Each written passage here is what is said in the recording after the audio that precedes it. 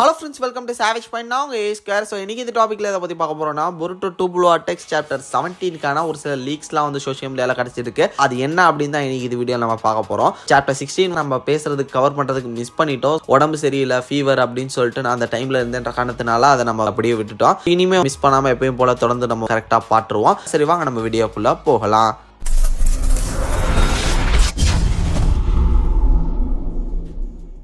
So chapter 16ல ஒரு மிகப்பெரிய ஷாக்கிங்கான ஒரு சர்ப்ரைஸாக இருந்தது என்ன வந்து பார்த்தீங்கன்னா, ஃப்ளையிங் தண்டர் காட் டெக்னிக் வந்து நம்ம பொருட்டோ எப்படி கற்றுக்கிட்டாரு அப்படின்ற ஒரு விஷயத்த வந்து ஏடா ஷிகமாருக்கு சொல்றது காமிச்சிருந்தாங்க. அதில் வந்து பார்த்தீங்கன்னா நம்ம காஷின் கோஜி தான் இந்த ஃப்ளையிங் தண்டர் காட் டெக்னிக்கை வந்து நம்ம பொருட்டோக்கு சொல்லி கொடுத்துருக்காரு அப்படின்ற விஷயத்த வந்து சொல்லியிருப்பாங்க. ஆல்ரெடி நமக்கு வந்து இந்த கேள்வி ஒன்று இருக்கு, எப்படி இவர் இந்த டெக்னிக்கை கற்றுக்கிட்டாரு? அவர் அப்பாவும் இல்லை, ஸோ அவங்க அப்பாவுக்கே எதுவும் தெரியாது, இது எப்படி இவர் கற்றுக்கிட்டாரு? ஸ்க்ரோல் ஏதாவது எடுத்து படிச்சு கற்றுக்கிட்டாரா அப்படின்ற மாதிரி நமக்கு யோசிச்சுக்கிட்டு இருந்தோம்ல. ஸோ ஃபைனலாக காஷின் கோஜி தான் சொல்லி கொடுத்திருக்காரு. அது மட்டும் இல்லாம இப்போ கவாக்கி அண்ட் நம்ம பொருட்டோ, இது மட்டும் இல்லாம சாரடா, ஹிமாவாரி, இவங்க எல்லாருமே இப்போதைக்கு ஒரு டீமா வந்து ஒரு சிஞ்சூஸ் அழிக்கிறதுக்காக ஒன்று சேர்ந்திருக்காங்களே தவிர்த்து ஃபுல்லாவே இப்போ கவாக்கியும் பொருட்டோ ஃப்ரெண்ட்லாம் ஆகல. இப்போதைக்கு இந்த சிஞ்சூஸை தடுத்து எடுத்து சண்டை போடுறதுக்காக ஒன்று சேர்ந்து வேலை செய்வோம் அப்படின்னு சொல்லிட்டு அவங்க வேலை செய்யறாங்க. இப்போ நம்ம பொருட்டோ அண்ட் கவாக்கி ரெண்டு பேரும் சேர்ந்து ஒரு சைடு வந்து பயணிச்சிட்டு இருக்காங்க. அதே மாதிரி கொனஹமாரோ, அதுக்கப்புறம் சாரடா, ஸோ அவங்களும் சாண்ட் வில்லேஜுக்கு வந்து போயிட்டு இருக்காங்க. இப்போ இந்த சாப்டர் 17ல கிடைச்சிருக்கக்கூடிய லீக்ஸ் எல்லாம் என்னன்னு வந்து பார்த்துடலாம். மெயினா ஒரு விஷயம் வந்து பார்த்தீங்கன்னா, கர்மா சீல் ஆக்டிவேட் ஆகலாம். அது வந்து ஆக்டிவேட் ஆகி பொருட்டோ அண்ட் கவாக்கி இவங்க ரெண்டு பேரும் மர்ஜிங் ப்ராசஸ்ல அவங்க வந்து மாட்டிக்கிறதுக்கான வாய்ப்புகள் இருக்கு அப்படின்னு சொல்லிட்டு இப்போ ஒரு சில லீக்ஸ் கிடைச்சிக்கிட்டு இருக்கு. ஆல்ரெடி வந்து அந்த கர்மா சீல் ஆக்டிவேட் ஆனதுக்கே அவங்க ரெண்டு பேரும் கையும் வலிச்சு தலையும் வலிச்சு அப்படின்னு சொல்லிட்டு ஓடி போயிருப்பாங்க ஒரு ஃபைட் சீக்வன்ஸ்ல. இப்போ இது மறுபடியும் நடந்து இவங்களுக்கு இப்படி ஆச்சுன்னா என்ன ஆகும் அப்படின்னு சொல்லிட்டு ஒரு கேள்வியும் இப்போ எழும்புதில்லை. ஏன்னா இப்போ ரெண்டு பேருமே ஒன்னா தான் இருக்காங்க. சிஞ்சூஸ் அழிக்கிறதுக்காக வந்து பாத்தீங்கன்னா ஒன்னு சேர்ந்து இப்போதைக்கு வேலை செஞ்சுக்கிட்டு இருக்காங்க. இப்போ இவங்க ரெண்டு பேருக்குமே கர்மாசில் சேம் டைம்ல ஆக்டிவேட் ஆகிற அளவுக்கு அவங்க என்ன நடந்திருக்கலாம் அப்படின்னு வந்து பாத்தீங்கன்னா, ஜூராக்கும் இவங்களுக்கும் பேட்டில் வந்து மறுபடியும் நடக்கிற மாதிரியான விஷயங்கள்லாம் ரியூ கூட வந்திருக்கலாம். இவங்களுக்குள்ள ஒரு சண்டை அப்படின்ற மாதிரி அந்த ஒரு சண்டைக்கு நடுவுல வந்து இந்த கர்மாசில் ஆக்டிவேட் ஆகி ஒரு சில பிரச்சனைகள் நடக்கிற மாதிரி காட்டுறதுக்கான வாய்ப்புகள் இருக்கு. இதை தாண்டி ஷாக்கிங்கான ஒரு விஷயமும் இருக்கு. அதை நம்ம வந்து லேட்டரா பின்னாடி பார்ப்போம். அந்த ஷாக்கிங்கான விஷயம் என்னன்னு,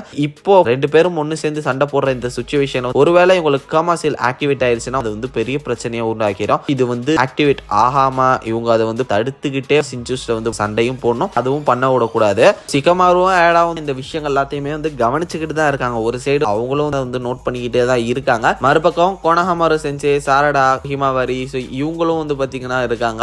இவங்க என்ன பண்ண போறாங்க, மிச்சுரி வந்து என்ன பண்ண போறாங்க, இவங்களுக்குள்ள அந்த பேட்டில் வந்து எப்படி போகுது இப்படின்னு சொல்லிட்டு ஒரு பக்கம் அதுவும் வந்து பேரலா நடக்க தான் போகுது.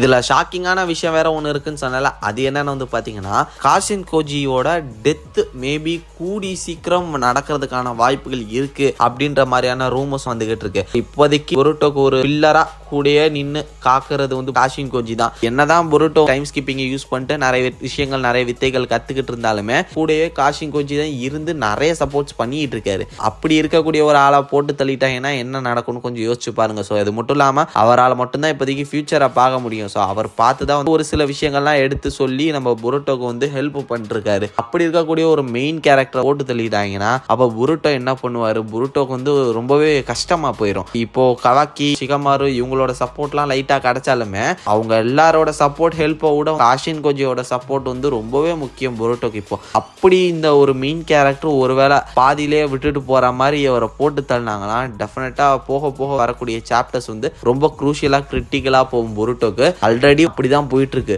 ஒருவேளை காஷின் கோஜி வந்து இறந்து போற மாதிரியான சிச்சுவேஷன் ஏற்பட்டதுன்னா பொருட்டோக்கு வந்து பயங்கர கஷ்டமா போயிடும். இந்த ஒரு பிரச்சனைக்கு இடையில அதையும் வேற சமாளிக்கணும். அப்படி பார்க்கும்போது காஷின் கோஜியோட டெத்து தான் கம்மிங் சாப்டர்ஸ்ல வந்து ஒரு சில முக்கியமான விஷயமா இருக்கலாம், ஒரு முக்கிய கீ பாயிண்டாவே இருக்கலாம் அப்படின்னு சொல்லிட்டு கிடைச்சிருக்கக்கூடிய லீக்ஸ் கடியும் சொல்லப்பட்டிருக்கு. வெயிட் பண்ணி பார்ப்போம். ஏன்னா இன்னும் ஒரு சில நாட்கள்ல ஸ்னீக் பீக்ஸ் வந்துடும். இந்த ஒரு மந்த் ஸ்டார்டிங் ஆயிடுச்சுனாலே ஸ்னீக் பீக் 1, ஸ்னீக் பீக் 2 அதெல்லாம் வந்துடும். அதுக்கப்புறம் சாப்டரும் வந்துடும். நம்ம எப்பயும் போல மிஸ் பண்ணாம சாப்டர் 17 வந்து பார்த்துடலாம். அதுக்கு முன்னாடி இந்த ஒரு லீக் கிடைச்சிருந்தது, காஷின் கோஜி இறக்க வாய்ப்பு இருக்கு. தென் இது மட்டும் இல்லாம கர்மா சீல் மறுபடியும் வந்து ஆக்டிவேட் ஆக வாய்ப்பு இருக்கு அப்படின்னு சொல்லக்கூடிய லீக்ஸ் கிடைச்சிருந்தது. அதை உங்களுக்கு அப்டேட் பண்ணலாம் அப்படின்னு சொல்லி தான் இந்த வீடியோ. ஆல்ரெடி நம்ம வந்து சாப்டர் 16 மிஸ் பண்ணிட்டோம். இந்த சாப்டர் 16 எக்ஸ்பிளேஷன் வேணா மறக்காம கீழே கமெண்ட் செக்ஷன்ல மென்ஷன் பண்ணுங்க. நிறைய பேர் இன்ட்ரெஸ்டிங்கா இருந்தா போடுறேன். இல்லைன்னா சாப்டர் 17 கவர் பண்ணும்போது லைட்டா அதை ஒரு சின்ன கிளிம்ஸ் மாதிரி அதை பத்தி பேசிட்டு அப்படியே சாப்டர் 17 நம்ம வந்து கண்டினியூ பண்ணிக்கலாம் எப்பயும் போல. சரியா? சரி, ஓகே. ஓகே ஃப்ரெண்ட்ஸ், இதே மாதிரி தொடர்ந்து நிறைய இன்ட்ரெஸ்டிங்கான வீடியோஸ் பார்க்கறதுக்கு மறக்காம நம்ம சேவேஜ் பாயிண்ட் சேனலை சப்ஸ்கிரைப் பண்ணி அந்த பெல் ஐகானை பிரஸ் பண்ணிக்கோங்க. அடுத்த ஒரு இன்ட்ரெஸ்டிங்கான வீடியோலாம் நாளைக்கு வந்து மீட் பண்ணுறேன். அது வரையும் tata bye bye, take care from A Square.